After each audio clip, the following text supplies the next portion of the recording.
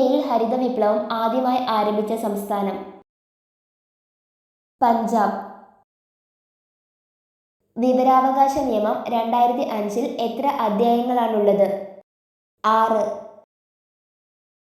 വിവരാവകാശ നിയമം 2005 എത്ര സെക്ഷനുകളാണുള്ളത്? 31. വിവരാവകാശ നിയമം 2005 പ്രകാരം മൂന്നാം കക്ഷിക്ക് പബ്ലിക് ഇൻഫർമേഷൻ ഓഫീസർമാരിൽ നിന്ന് ഏതെങ്കിലും വിവരത്തെയോ രേഖയോ സംബന്ധിച്ച് നോട്ടീസ് ലഭിച്ചിട്ടുണ്ടെങ്കിൽ എത്ര ദിവസത്തിനകം അദ്ദേഹത്തിന് നിർദ്ദേശം വെളിപ്പെടുത്തലിനെതിരെ പരാതി നൽകാം? നോട്ടീസ് ലഭിച്ച് 10 ദിവസത്തിനകം. 2022 കേരളത്തിലെ പരമോന്നത ചലച്ചിത്ര പുരസ്കാരമായ JC ഡാനിയൽ അവാർഡ് ലഭിച്ച വ്യക്തി? TV ചന്ദ്രൻ. ഇന്ത്യയിലെ ആദ്യത്തെ ഹർഘർ ജൽ സർട്ടിഫൈഡ് ജില്ലയായി മാറിയത് ഏത് ജില്ലയാണ്? ബുർഹാൻപൂർ.